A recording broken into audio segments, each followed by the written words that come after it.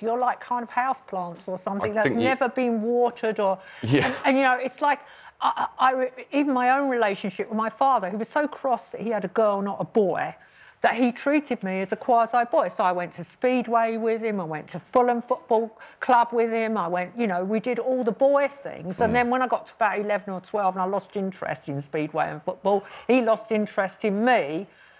And it was a complicated relationship. So what we were all talking about this morning when we were discussing your book earlier was whether we can forgive our parents and our fathers for things that they did to us. They might have been well-meaning, and you said you thought you could.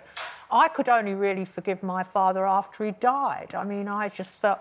it was a mystery to me, the rules. Yeah. Every time we went away on holiday, we had to pack our bags and be ready at 5 a.m. for no reason. We were only going to Llandudno or something.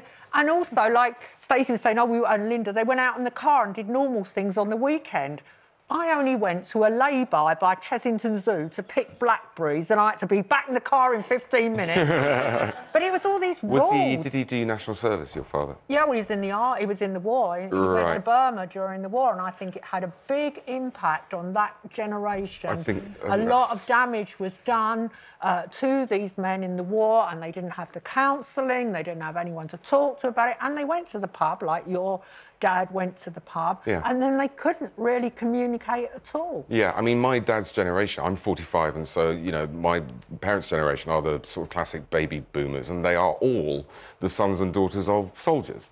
Yeah. And I think that has an impact. I mean, you know, those people, they went away and they did what they did, and thank God they did. But then they came home and there was no support for them. You've got a whole generation with PTSD